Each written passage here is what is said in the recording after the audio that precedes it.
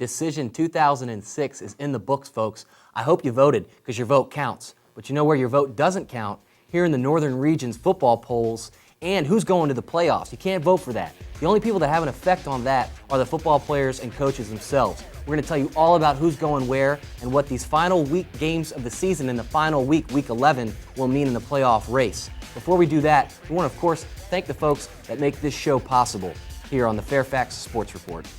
CCI Screen Printing, 703-978-0257 for all your screen printing needs. Quality Care Ford Service Center, servicing all makes and models, 703-383-6299.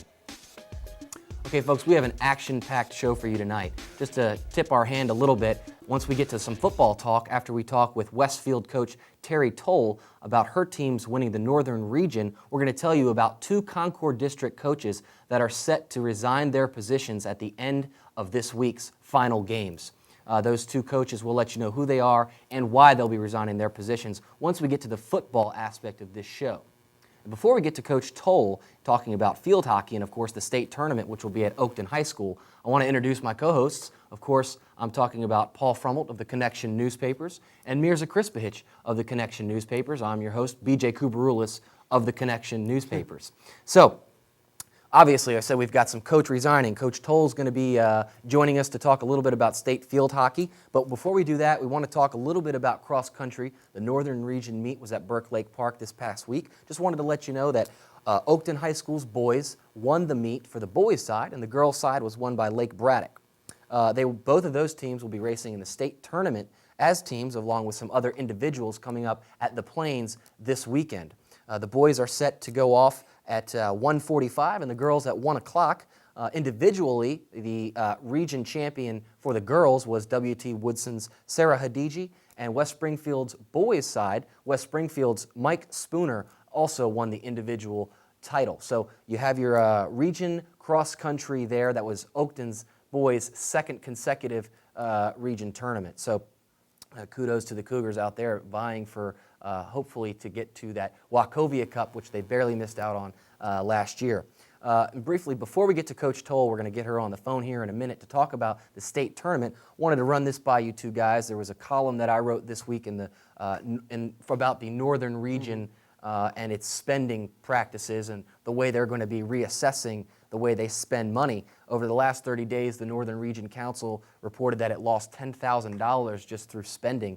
Wow. And so this has caused them to think about possibly going towards corporate sponsorships, something that I'm not sure I necessarily agree with just yet, but Paul, I know you said it's probably a good idea. Any way you can make money, if you're losing money, find a way to at least break even, so these kids can have a place to play, a nice field, like the field at Fairfax doesn't pay for itself. Right. So getting those corporate sponsorships, I think, is a good thing, but obviously you disagree. Mirza, will we soon see the Northern Region Wrestling Gas Up sponsored by Exxon?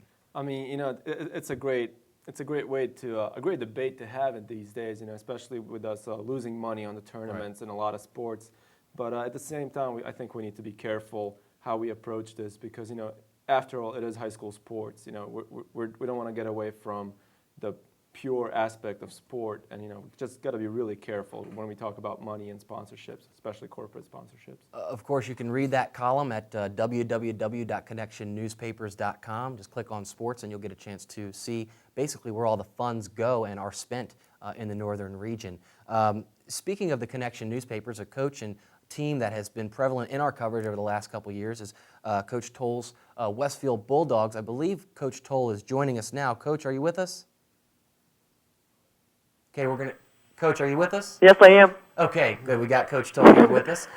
Coach, first of all, I wanted to congratulate you for your team winning the Northern Region title this past week. I know that it's been an up and down season for you guys. I got a chance to cover you. The last time I saw you was against Oakton in an overtime, I believe it was a double overtime loss, and you had mentioned to me that was the time when it was either time for the girls to pick it up and excel to the level you knew they were willing to get to, or kind of turn it in. It looks like you guys have excelled to the level, and you are at the level that your program has been at over the last couple of years. How did you rally the troops? I don't know that I think it was any one thing. We definitely hit a little low spot right there in the middle of the season where we had losses to Chantilly and Oakton and Edison in a row, and then I think we were able to pick it up again. We had wins against Centerville and Herndon, and then we started off a win against McLean. We just had there for a couple of weeks. It was just a little up and down. The more we played, the more consistent we did get in terms of playing the full 60 minutes of the game and starting off strong and getting the first goal. And then we lost to Oakton in the semifinals of the district tournament. And then really after that, our run through the regional tournament was just the girls found a way. The girls pulled together as a team, managed to play intense and strong for 60 minutes, just the way that they really are capable of playing. And I do think it's a true team effort. I don't know exactly what sparked all of that, but we're all very happy that everybody's playing up to their ability. Now, Coach, we talk a lot about Allie Heon on your team. Obviously, had those 3 goals early in the regional tournament. Who else stepped up for your team this year? I want to give credit to our entire defense. I think they came into the season rather inexperienced on our defensive at the varsity level, and those girls have really stepped up and done a fabulous job. Have throughout the tournament been able to kind of keep under control some of the region's leading scorers and just do an excellent job of defending. I mean, we've got a really good set of goalkeepers back there, and Jennifer and Stephanie Wisniewski. Emily Hortzman is a senior defender, got a lot of playing time this year and really has stepped up for us as a defender. Claire Morton, a junior, she's a first year on varsity and she's our sweeper, has stepped up and to lead the way, and sophomore Maddie Curry has really done an excellent job as well. We do talk about Allie, and Allie's definitely been great for us in terms of she's a wonderful competitor, got a great shot on those corners, really just an awesome athlete. But I do think that we have a lot of scoring potential throughout the team. I think there's a couple of girls that are definitely a threat. Now, Coach, you did mention Oakton, a team that you didn't see in the regional regional tournament. And when I talked to your girls earlier in the season after the district tournament, they said that we just can't find a way to beat Oakton. They seem to know how to beat us, and they like to beat us. Now, do you think the team that we saw during the regional tournament could have beaten Oakton? Yeah, I definitely think. I think that we're capable of playing with anybody. I think we're capable of playing with anybody in the state, and I think we've proven that. And there's definitely times when we've had some low points throughout the season, and even low points throughout a particular game. But I definitely think that we've proven ourselves capable of competing at a very high level. Coach, I watched you guys play in the regional final against Woodson, and you guys really took a number to them. You really dominated pretty much every aspect of the game, pretty much throughout the entire game. What were the keys to that game? How did you motivate the players to play at such a high level? And do you get the same feeling from the players going into the state tournament as you did going into that game? I think, sometimes I think you just, I don't know that there's any one thing. Maybe it's the fact that we all do have a very common goal, and our team is very unselfish. They have faith in one another, and in what we've preached from the very beginning is one game at a time, and the fact that in the first round we wanted to focus on Edison. We wanted to focus on Edison in the first round of regionals. We lost to them earlier in the season, so we spent our time focusing on them. Then we came across Marshall, who kind of knocked us out of the tournament last year. Then we came across, we focused on one team at a time, never let ourselves get too far ahead of anything. And the girls truly believe that this is our opportunity, and I think they have something to prove to themselves and to all of our fans and to our school that we really are capable of playing up there with some of those best schools in the state. And I think they've just taken that and run. I'm not going to look a gift horse in the mouth. They're doing a great job, Yeah. and it's just and a lot of it comes from our senior leadership. We've got 11 seniors on the team. A lot of them have worked hard throughout the 4 years that they've been here in the off season. Playing indoor, going to camp. They've just put a lot of people. They've just done a great job, and the team's ahead of us. You don't just get there in a year. Right. The past 7 years that we've been together as a school, we've been taking baby steps, and last year was kind of a breakout year for us. In the 7 years that I've been there since the school opened, last year was our first winning record. So, Wow. Baby steps all the way. And then I think, it started last season with those girls that had just really kind of created their own tradition at Westfield, and the things that we started in the off season, like a weightlifting program and conditioning and going to team camps and playing indoor league and it starts with the girls. They've got to be committed to do it. Coach, you mentioned baby steps, and right before we let you go here, I just want to run through this bracket with you. Excuse me. Winning the region looked like it really played out well for you. If you had taken the number 2 seed, you would have been on the side with Cox, a traditional powerhouse, and Stafford and James River. It looks like a difficult time for Woodson, but not that your time will be easy at this level. All teams can really get it done. In the first round, you'll be taking on Mountain View, the Northwest Region's number 2 seed. What do you know about them, and what do you have to do to get by that team and advance in the state tournament? Well, I think that we have to play our game, and I think that we need to play it right from the very beginning. Our game is playing good, solid defense, not allowing them shots or any not giving up too many penalty corners. We want to take opportunities of getting corners and some clear shots on goal and constantly pressuring the ball. I think Mountain View's going to come out strong. I think they've had very few losses throughout the year. I think they've got a lot of scoring potential, a lot of speed, and I think it's going to be a very good test, as is, the whole region tournament. Every game for us has been a test of one kind or another. Coach, So, I think the girls are up for the challenge. Coach, we certainly wish you guys the best of luck, and I'm sure we'll see you out there on the fields. Good luck, and thanks for joining us here on the Fairfax Sports Report. Well, thank you very much. Thanks, Coach. Okay, thank you. Bye-bye. So, guys, Coach Toll, one of the premier coaches in the region, and you heard it right there. In 7 years, they've gone from losing records to winning record last year. Tradition's been built, and here they are in the state tournament. Let's throw up a bracket on the screen here, and we'll show you just where Westfield is going to be starting out. Also, of course, we'll talk a little bit about Woodson on the other side of the bracket, the Northern Region's number 2 seed. It's going to have a little bit more difficult ride than Westfield did. I think people will see once they see this bracket just how important it was to win the Northern Region because of where those teams stack up.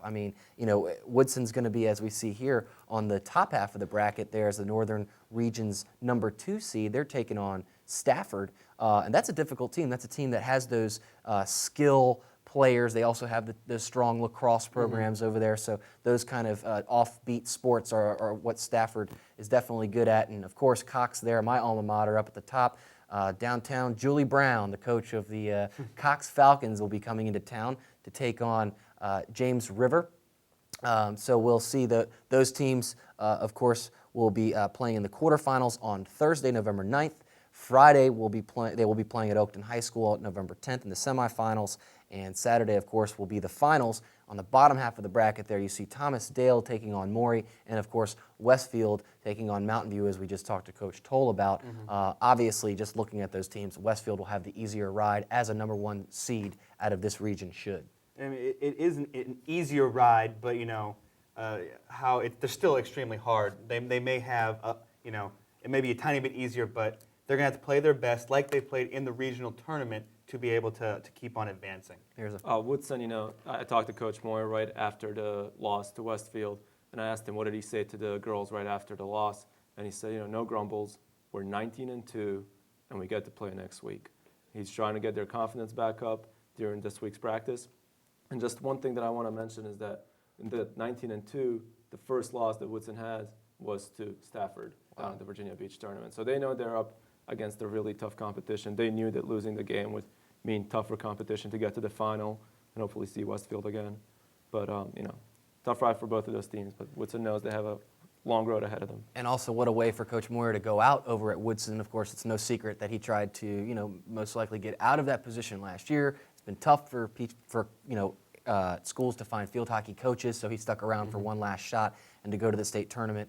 Kudos over there for the Woodson program and what Coach Moyer has done over there with those girls. Speaking of coaches in their final seasons, we're going to get the chance to tell you once we get to our football segment of the show, if you stick with us, which coaches are going to be heading out after this final week of the football season after basically their playoff hopes are shot. So this will be the last week of the season for 2 Concord District coaches. We'll let you know who those football coaches are. But before we do that, we want to jump right into volleyball. We want to just give you a quick rundown of who's in the region tournament, at what point we are in the region tournament, and then we'll jump right into football, folks. Stick with us here on the Fairfax Sports Report. Let's see the updated bracket of the Northern Region Volleyball Tournament. Of course, the volleyball tournament at Centerville High School. Mirza, why don't you take it away and tell us all about the Northern Region Volleyball Tournament? Definitely. Coming up on Thursday, we have the semifinals for the Northern Region Volleyball Tournament, and we see Lee over there taking on Herndon. That's Lee taking on Westfield. Lee defeated Herndon in the quarterfinals. They'll be taking on Westfield in the semifinals. This is a match between 2 great teams. I saw Westfield defeat Edison in the first round, and they're led by their 6 seniors who really want to defend that regional championship that they won last year. On the other hand, Lee is a team that lost to Westfield last year in the quarterfinals, and this is a chance for them to get their revenge and just prove just how good they are, because it is an excellent team. Paul, you've had a chance to see Westfield also.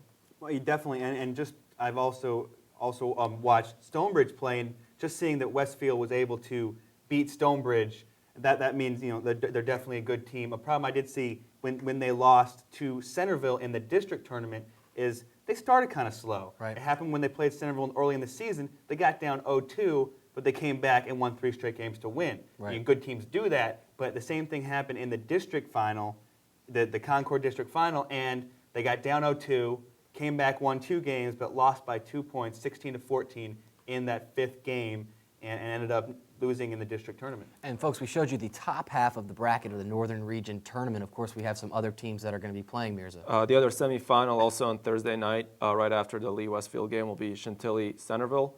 And Chantilly, a team that in the first round went by a very, very good Loudoun Valley team, beating them 3-2, and then just cruised right by a very, very good West Springfield team in straight sets, 3-0. So Chantilly, a team that's definitely on the rise, team that we've both gotten a chance to look at earlier in the season. And they're facing a Centerville team that is, no pushover. They just defeated Langley, a team that was until recently undefeated, and also came in as the #1 seed out of the Concord District, which is, it speaks of itself. Right. Paul, you also had a chance to look at Chantilly and Centerville earlier in the season. Well, the thing about Chantilly is they have what I feel is the best libero in the region, and with Vicky Chung. They have an outstanding freshman outside hitter, Samantha Reeves, and a very good senior outside hitter, Heather Borowski. They're a stacked team, and they believe they can win, and they have a great shot. Centerville, on the other hand, like I just said, beat Westfield. Ryan Lowry, the MVP. It's going to be a tough match, and I really can't predict who's going to win that one.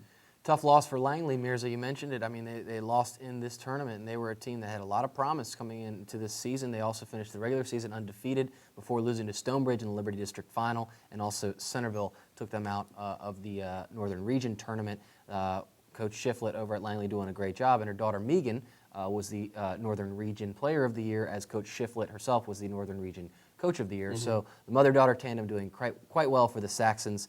Of course, that tournament, Mirza's final, I believe, will be on Saturday. It's on Saturday at Centerville, as will be the semifinals game. Thursday night will be at Centerville at 6 and 8, and then Saturday night at 6 o'clock at Centerville will be the final. So we're deep into the playoffs for some of these other sports, but football, of course, is what drives this show and why people tune in every week. You're going to get your fix of all sports, folks, but here on the Fairfax Sports Report, we know you're tuning in for your pigskin. So with no further ado, we're going to jump right into the Concord District of Football. Of course, that is the district where our two coaches, as the Connection newspapers reported today, exclusively on our website. You can read about those coaches' resignations, but we're going to tell you about it here anyway, so either or. Paul, why don't you take away the Concord District's current standings before we jump into these coaches leaving. Tell us who is where in the Concord District.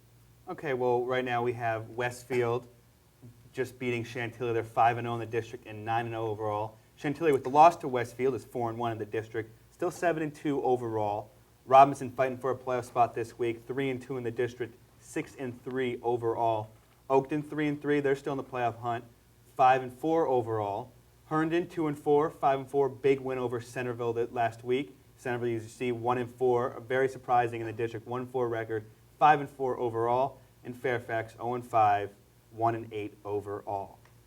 Okay, guys, so let's just get right into it before we preview any games or anything. We have some breaking news, of course. I talked to Herndon coach Tommy Meyer today, who will be resigning his position after the Fairfax home game. They will be playing Fairfax at home. Tommy Meyer, the assistant DSA also at Herndon High School, has been the coach at Herndon High School for 17 years, coached a lot of athletes. People have nothing but good things to say about Coach Meyer. Let me tell you a little bit about what Coach Meyer has done in his 17 years, and then I'll tell you why he's resigning his position.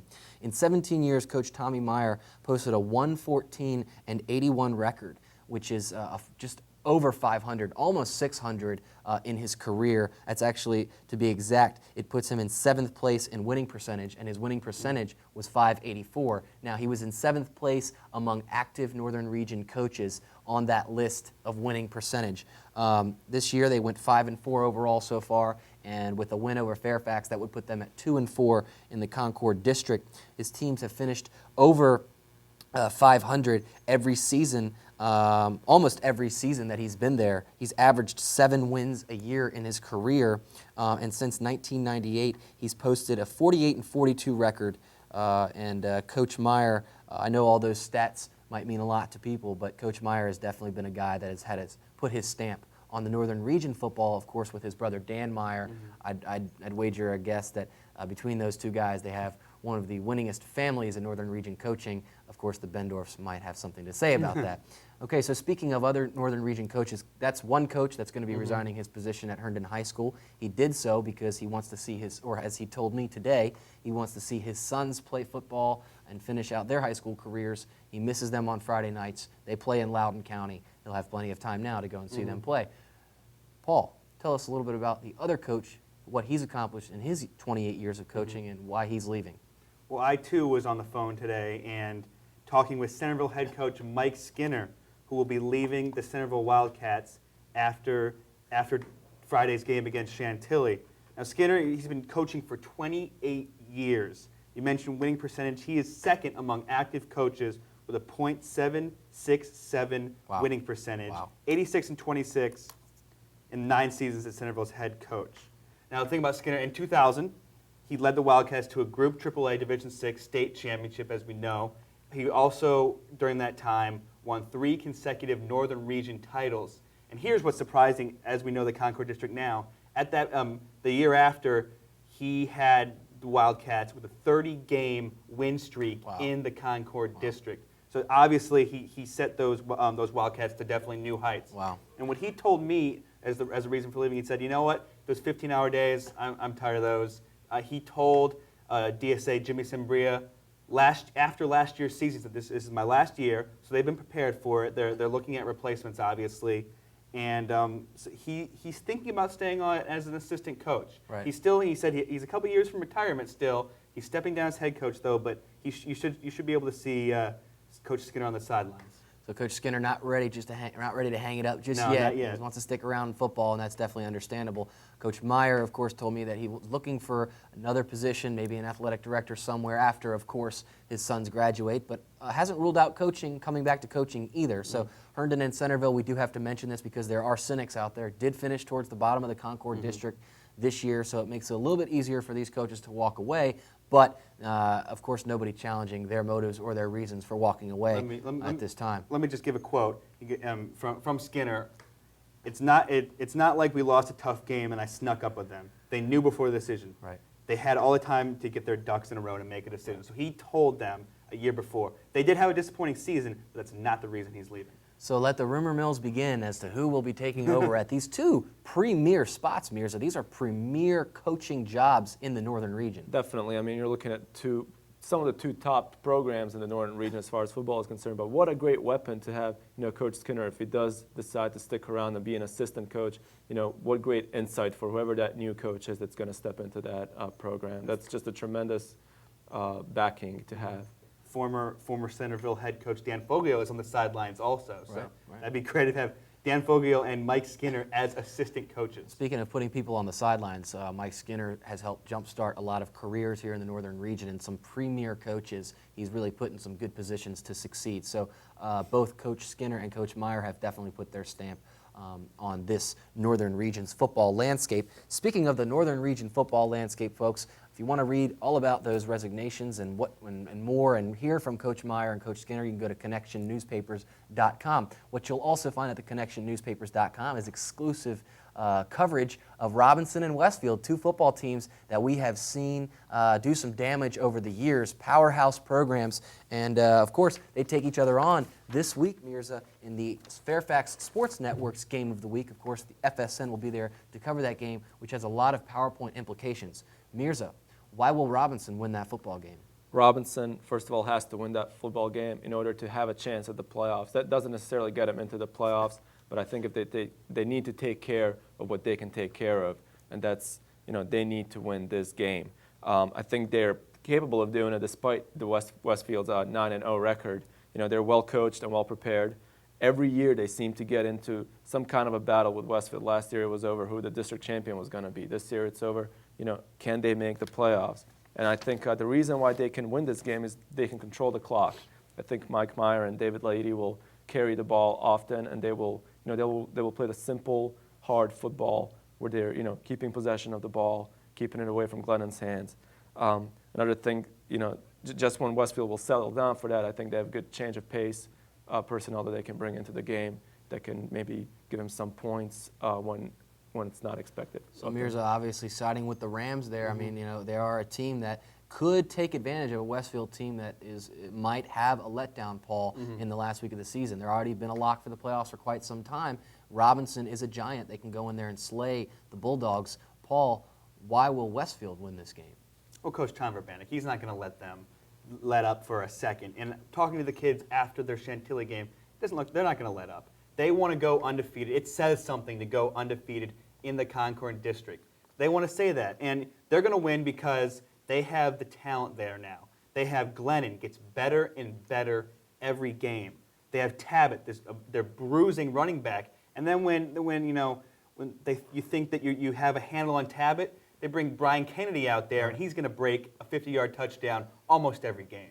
And Glennon's targets, we mentioned Crutchko earlier in the season, gets hurt, out for the season. They bring in a kid named Johnny Pickett, and he is outstanding. 171 yards in the last 2 games. Wow. He's making acrobatic catches. And you also have Josh Whitmer. Don't forget about him. Right. So, look at what Robinson has to deal with, and I don't think they'll be able to overcome. Mirza wants to rebut that. I'm not saying that that Robinson would win because Westfield would let up. The Rams have made the playoffs for the last 7 consecutive years. They're not. I don't know if Westfield is going to have a chance to let up. You know what I mean? Robinson's definitely going to go into this game with their horns on, as those boys over there told me before the preseason started. Let's get those horns on and let's get rolling here. And I'm not taking anything away from Westfield. Obviously, the record speaks for itself.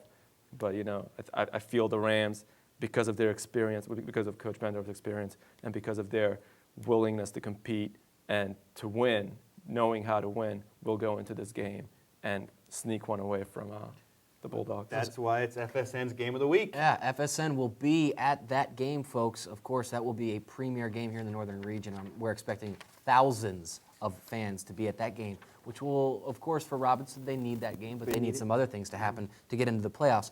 Paul, speaking of playoffs, a team that is in the playoffs no matter what and hasn't seen the playoffs in quite some time, from 2 years ago when they were 0-10, to now a lock for the Northern Region playoffs. We're, of course, talking about the Chantilly Chargers coming off a difficult loss when they didn't really help themselves against Westfield this week.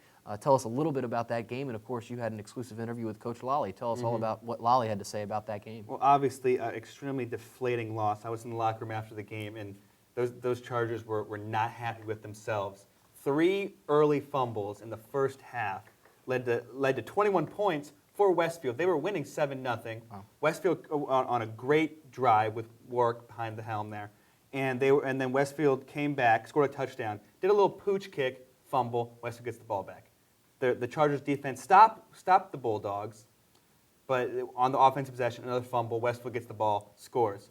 On the ensuing kickoff, fumble. Westfield gets the ball, scores. When you start out a game like that and you still come back to be within 6 points, that shows how good the Chargers are. Verbanek said after the game that most teams would just give up, but Chantilly, they fought, they scratched, and they almost did win that game. And when I talked to Lally afterwards, he said, obviously the kids are upset. Obviously this is a huge game. But they'll bounce back. They have Centerville, and they haven't beaten Centerville in about a decade. Right. So that's all the more reason to get up to play the Wildcats. A 34-28 victory for Westfield over Chantilly. The rivalries just keep building here in the Concord District. And, of course, when you talk about rivalries, one in this northern region that has been so big for so long is, of course, the Sully Bowl, which will be taking place this Friday. Centerville will be taking on Chantilly, of course, as we just mentioned. Chantilly coming off a disappointing loss to Westfield where they didn't help their own cause and also gave up 34 points. The defense has not done that all year. So, Paul, tell us a little bit, give us a little quick preview of the Sully Bowl and why Centerville's looking to get that win, of course, for Coach Skinner on his way out, and Chantilly looking to change the tide in a rivalry game they haven't won in forever. Well, this game is important for both people, even though Centerville's not going to make the playoffs. To see Coach Skinner out in style and get some respect back a little bit, and that loss to Herndon, overtime loss, really hurt the Wildcats. And they're coming back. Coach Skinner told me that they came to practice on Monday, came to practice on Tuesday, had good practices. They're ready to go. He said that they are a bit of a younger team, and the loss to Herndon did hurt them more than it would an older team. But they beat the Wildcats beat the Chargers, and they're looking to keep that tradition going. Obviously, Chantilly doesn't need the win, but would definitely like the win. And you mentioned, of course, Herndon's double overtime victory over Centerville. Herndon quarterback Zay Lopez, in a victory over Oakton 2 weeks ago, ran for 4 touchdowns and threw for 1. This week, Zay Lopez threw for 4 touchdowns. So the Herndon Hornets coming alive here at the end of the season. This is the Herndon Hornets team we believed that they had at the beginning of this season. And, of course, they're looking to take on Fairfax this week and give Tommy Meyer his final victory as a Hornet coach. So Zay Lopez, of course, a competitor over there, looking to give Tommy Meyer his going out in style party. We mentioned Oakton in there somewhere, and of course we've got to mention him again because the Cougars are taking on Annandale, a game that has a lot of playoff implications. We want to tell you, of course, about Oakton's schedule. That is the reason why at 5-4, Oakton is a playoff lock if they beat Annandale. Robinson will be on the outside looking in. We have a graphic that shows you exactly why at 5-4, this is what Oakton also was able to do last year, but this is their stats from this year and who they played out of conference. This has such a big to-do with why Oakton at 5-4 will be in the playoffs. Of course, they won the opener, the Outback Bowl against rival Madison, who now has Madison, of course, has a 6-3 record now, and their power points for Madison's Warhawks, 21.7 power points for Madison. They lost to Stonebridge, which has a 9-0 record and a 27.7 power point ranking. Now, they get rider points in the difficult power point formula. Just note that they still get points from Stonebridge and what Stonebridge has been able to do. The win over T.C. Williams, which T.C. now has the only losing record of the group that they played out of conference at 19.7 power points. And Annandale in this week, Annandale, as you see in bold there, Stonebridge and Annandale, those are 2 district champions. Of course, Stonebridge winning the Liberty, and Annandale has won the Patriot with a 6-3 record and 23.8 power point ranking. Oakton played Annandale in the last week of the regular season last year and then also turned around and played the Adams in the first week of the playoffs. So this is why at 5-4, Oakton has been able to get into the playoffs with such well, not the best record. And this is what the Cougars have been able to do. I talked to Oakton coach Joe Thompson about it, and he said, look, you schedule the tough teams, you play a playoff schedule during the regular season, the points take care of themselves, you can't hurt yourself. Now, you don't go and lose to somebody you're not supposed to lose to, because that could really hurt you in the long run. But that's why Oakton is where they are. Mirza. Yeah, you look at that, who Oakton has played out of the district this year, and then you look at who Robinson has played out of the district and how much that's hurting them. The game against Good Counsel doesn't even count, which we discussed last week.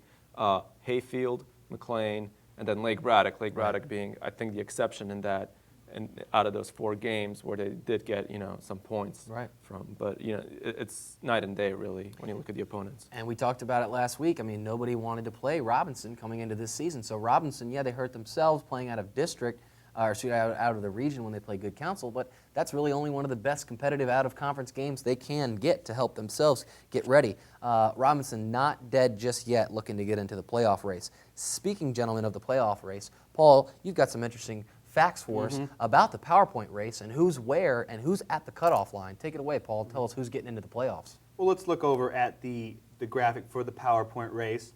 As you'll see here, we have Westfield on top, 27.9 PowerPoint rating. Chantilly with the loss, though, still in second with 26.0. Annandale, another district champion with 23.8. Oakton, 23.6. They win. They're in. You see the cut line there. Robinson hoping Annandale doesn't win with a 23.3 PowerPoint ranking. Herndon, 22.4. You got West Potomac at 22.0. Lake Braddock at 21.9. Lee, 21.3. And Centerville there at the bottom with 20.8. Of course, that's Division 6. And, Robinson, like you said, they're really, really, being Adam fans this week. Right. But let's also look at the Division 5 picture here. I think it's at least as exciting as the Division 6 playoff picture is as we look at over there. Stonebridge, obviously, with the 9-0 record, they're beating everyone that they come across with a 27.7 rating. Yorktown, top of National District, surprising everyone with the 8-1 record and a 24.9 rating. Edison right behind them with 23.0. South County in its second year as a program, 22.6 rating, and that's the cut right there. And then you see the teams looking in. Madison 21.7 and Marshall 21.6. Loudoun Valley with a 20.1 rating, and then Mount Vernon 19.6. McLean sneaking up in there with 17.4, and Wakefield with a 17.0 rating. That's the Division 5. And look at McLean jumping in there. I mean, they've played Robinson, so that's why they're getting those rider points. 5 and 6 right there, Madison and Marshall. When we get to the Liberty, folks, we'll show you this graphic again, but take that into consideration. A South County loss in the last week of the regular season could catapult the winner of the Madison-Marshall game over the cut and into the playoff picture. So Madison and Marshall, a big game to watch this week. Mirza, speaking of big games to watch, you've been watching the Patriot District this year, and it's been quite the exciting district. Why don't you take away the Patriot District's current standings and tell us who's where? Definitely. In a second here, you'll be able to see what the standings are. You see Annandale there with a 6-1 record in the district, and they have clinched that district championship this last week with the win over Lee. They're 6-3 overall. West Potomac, a team that's 5-4, but all 5 of their wins come in the Patriot District. They're 5-1 with some huge wins over the last couple of weeks and really stepping up there. Lee started out great, but had a couple of bad weeks here. They're 4-2 in the district, 5-4 overall. South County, like we said, still looking for a Division 5 playoff spot with 3-3 in the district, 6-3 overall. Lake Braddock also carrying that 3-3 in the district record with 5-4 overall. T.C. Williams 2-4 in the district, 4-5 overall. West Springfield 2-4 in the district as well, 3-6 overall, excuse me. And Hayfield ending their season a week early as they have a bye week, 0-10. 0-7 in the district. The Hawks go winless, and of course we know with all the problems that they've been having with the numbers issues and so on and so forth. So we talked a little bit about Annandale already having to play that Oakton game, and Annandale really having a lot to say about the Division 6 playoff race, but someone who won't have a chance to have a say in the Division 5 playoff race, or will Peter Lalich have a say in the Division 5 playoff race, Mirza? He could very well. And Peter Lalich, he's coming off of a performance where he threw for 8 touchdowns against Hayfield. He was 19 of 22 for 356 yards. The 8 touchdowns is the second most in a single game in VHSL history. That's behind Jim Hogan of Newport News, who did that almost exactly 40 years ago. Wow. Prior to that game on November 4th, 1966. He threw 9 touchdowns against Warwick. Lalick could, West Springfield is facing the South County team, who's in that 4th final playoff spot for Division V. And South County pretty much needs to win this game to stay in that spot, especially since, as we're going to touch upon it later on, Madison and Marshall play each other this week. But, West Springfield has a similar type of offense that West Potomac does, and, they're very powerful. They're high scoring. And, West Potomac handled South County in the second half of their game on Saturday night. So Lalick with his throwing ability, and also you have A.J. Johnson and West Springfield there with the running ability. South County has their hands full for this upcoming week. So Lalick could very well have a say on what happens Division V playoffs. Early in the season, all we really knew about West Potomac was that they had a couple of guys suspended for, some knucklehead stuff going on during their rivalry week. But here they are. If they had those guys and had won that early game, they may not be trying to get into the playoffs. They may be a lock for the playoffs after, earning some respect over the last couple weeks, Mirza. Right. They started 0-3, and everybody wrote them off right away. And they had some problems over there. They sorted them out. And, they're coming off now 3 weeks in a row. They've beaten Lee, Lake Braddock, and South County, all very, very good football teams in the Patriot District. And this is a quote from Shane Sixsmith, their linebacker, senior linebacker. "It is not a fluke when we win." Right. And all of those players that I talked to and the coaches that I talked to after the South County game said, we deserve this respect. That's what's motivating us to win. People are not respecting us. People are doubting us. And, like Sixsmith said, it is not a fluke when we win. They really are a great football team. Coach Pete Bendorf of South County said, if had they started out well, they'd be, like you said, in a playoff race right now, in one of those top spots up there. So. Well, maybe the reason they don't have that much respect is because in the last couple of years, in fact, in the last 2 seasons, they posted a 5-15 overall record and went 4-6 last year. So here they are now building that respect, and that's good to see for West Potomac. Of course, we mentioned South County looking for that playoff spot. We mentioned that Peter Lalick might have a chance from West Springfield to ruin that for South County. South County, of course, looking to get into the playoffs for the first time in their 2-year existence. Lee has sputtered a little bit, Mirza, here in the last couple of weeks. It was a good start, though, for Coach Rob Everett over there. A great start in his first year. They're playing really well. Lee has had some problem with injuries. Both quarterback Chris O'Turson has been in and out of games, and as has running back Brandon Cameron, and that really takes away a lot from their game.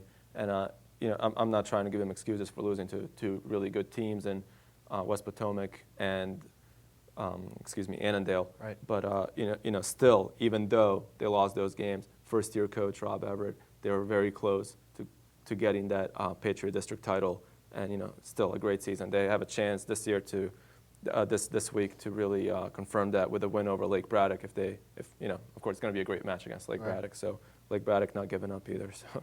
Well, Lake Braddock out of the playoffs, as is Lee, but that's still going to be a great Patriot District matchup. I think it's going to be a great game, especially with Lake Braddock trying to go 6-4 for a second year in a row here with Coach Poitras after going 0-10 2 years ago. Right. So just remember that. They're another one of those teams that is really, I guess they've taken baby steps like Coach Toll was talking about for field hockey earlier, but they really exploded last year onto the scene. And this year, until last week, before losing 14-6 to Robinson, they were in the Division VI playoff picture. Wow. Well, they had a big win over Chantilly early in the year, which really helped fuel that. Speaking of big wins and in big places, of course, we're talking about the teams that are up at the top of the Connection newspaper's top 10 poll. We've got our poll for you here coming into the last week or weeks of the regular season. Of course, you've got Stonebridge and Westfield. It's a bulldog tie up at the top for number 1. Both got 38 votes this week. Westfield jumping up into that first place tie after being ranked at number 2 in the previous week. Chantilly climbing all the way up from early in the season. They were down towards the bottom, not even ranked at the beginning of the year. Slowly have climbed up, have the Chargers, 32 votes this week. Robinson right there at number 4. You ask, man, Robinson's out of the playoff picture, and they're ranked higher than Oakton, which is still in. But hey, the records speak for themselves, and Oakton has sputtered here in the last couple of weeks. Of course, they have dealt with some issues over at the high school with some deaths and some things that have really kept that program kind of a little bit, has lost its focus a little bit. But Coach Thompson getting those kids back into action to play against Annandale. Of course, Yorktown has snuck up on the world this year at number 5, 23 votes. Edison there at number 7. What a national district battle it's been between those two schools. South County, Annandale, and West Potomac rounding out the top 10. South County and Annandale, of course, tied for the 8th place spot. What a great Patriot District year it has been. And speaking of a great year, the Liberty District, Paul, has really had a great year too. There's been a team in the Liberty District for the second consecutive year that has, well, clinched a playoff spot early in the season. And of course, we're talking about the Stonebridge Bulldogs, which have an opportunity to go undefeated. Show us those Stonebridge Bulldogs and why they're up at the top of these current Liberty District standings. Well, you'll check out the district standings here in a second. And then there's a reason that we have Stonebridge at number 1. Right. Because look at that record, 6-0, 9-0 overall. And now they're not just winning; they're crushing teams. They beat Marshall. You see, 5-1, 6-3, great record. Actually, Marshall 4. 1 second. Yeah, Marshall 4-2, 7-2 overall. 7-2 overall, but Stonebridge beat them 45-14 last week. Right. So obviously a great. You see, Madison at 5-1, 6-3. Woodson 3-3, 4-5 overall. Langley with those big linemen 3-3, 3-6 overall. McLean at 2-4, 2-7.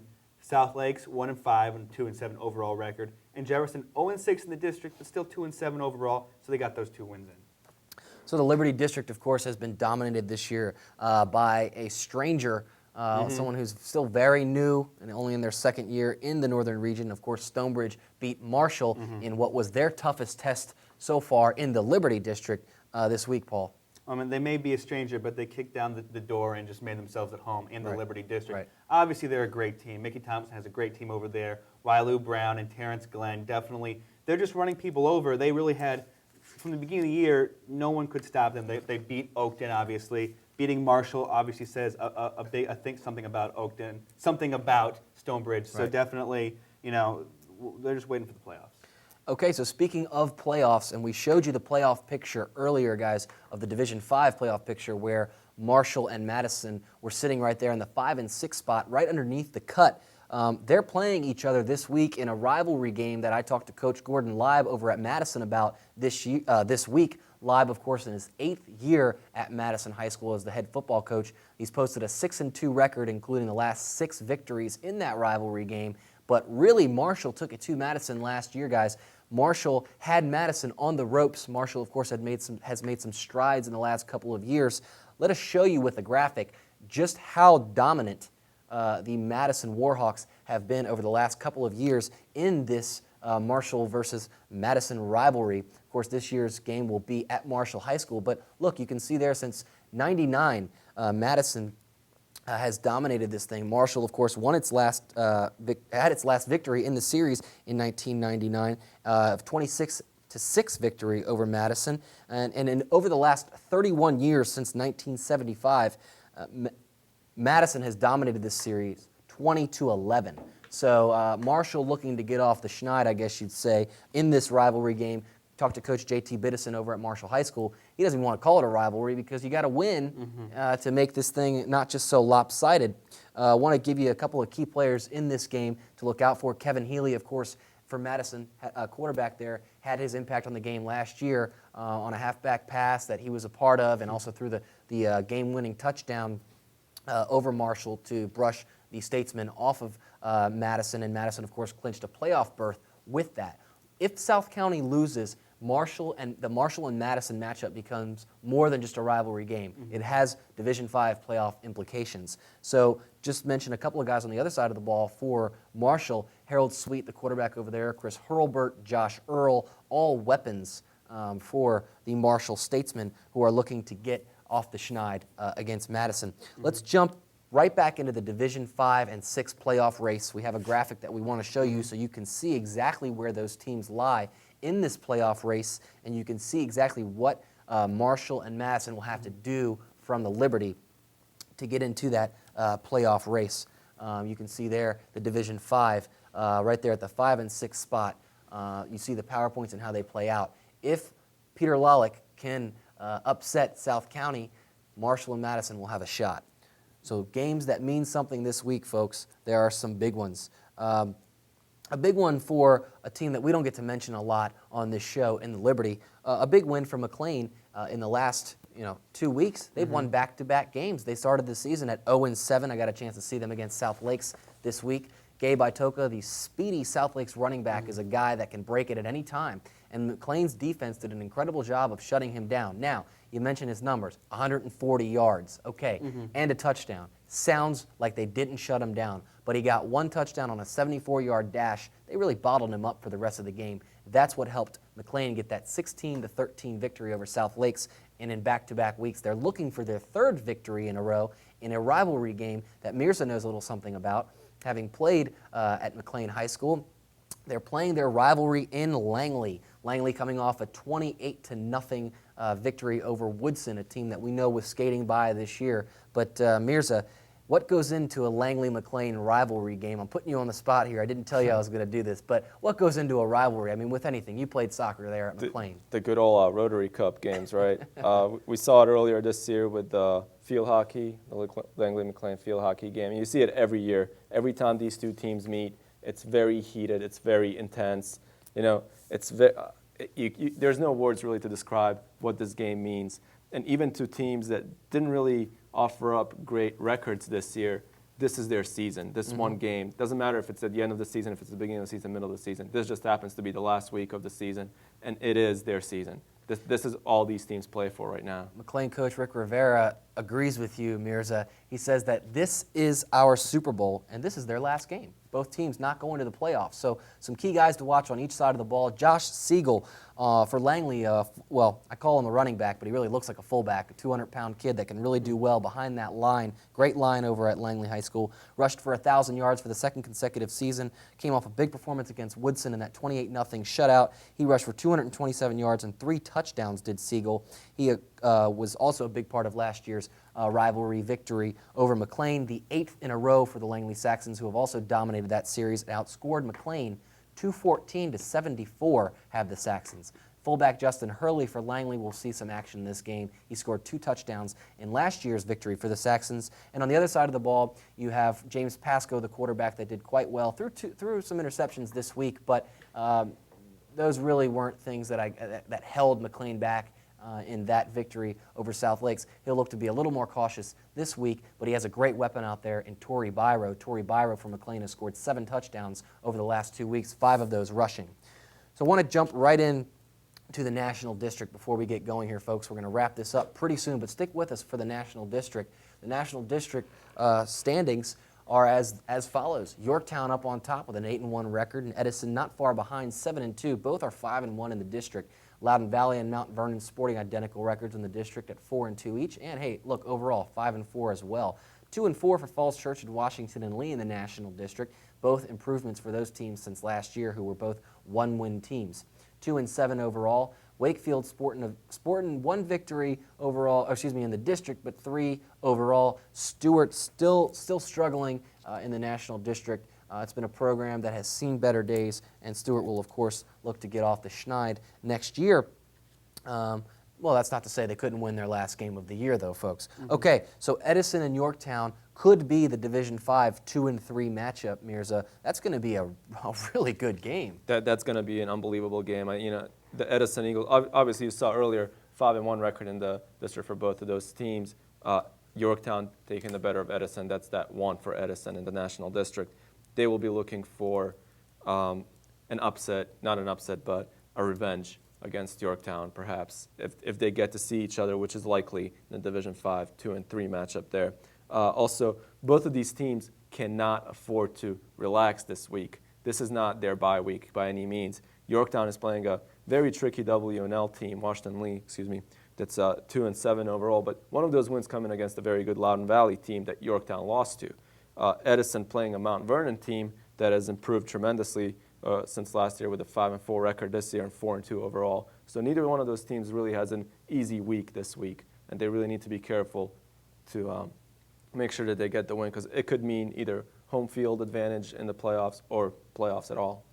So we'll see. Well, guys, I mean, it's interesting to note that will be, and I don't know if our viewers at home know this. We did, of course, a story about it in the Connection newspapers earlier last year about how the playoff picture will change next year. Of course, now you have 4 teams from the Division 5 and Division 6 getting into the playoffs, but next year it'll be 8 teams. So that's going to really double our job, but it'll also make it a little more fun. And I think some teams, for example, like a Herndon, which has been a team that has struggled to get out of the Concord District over the last couple of years, looks like Coach Meyer might be leaving a little bit early when his team could be getting into the playoffs. But yeah, we're not going to pick on the Herndon Hornets. There's several teams that have been on the bubble, but have just not had that extra push to get into the playoffs. Some folks are opposed to having 8 teams in the football playoffs from each division.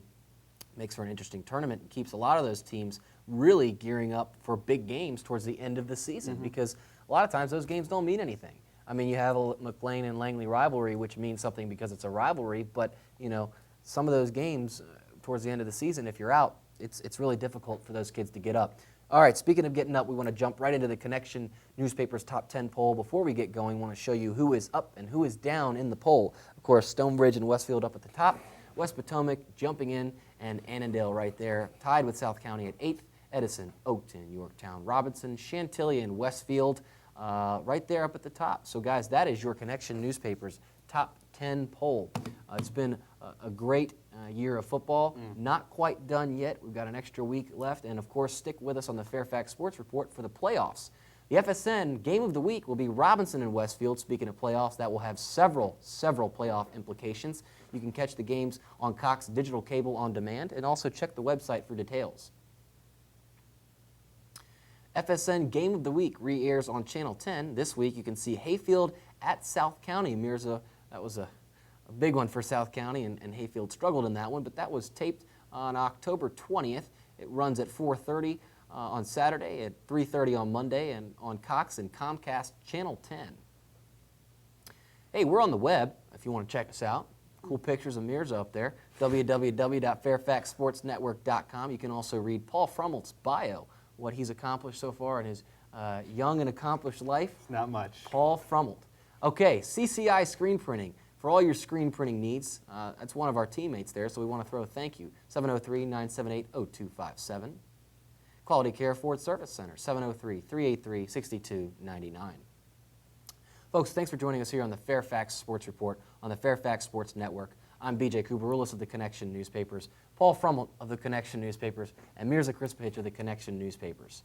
Thanks for joining us, and come back next week to hear all about the final week of football and who's in and who's out of the playoffs. High five.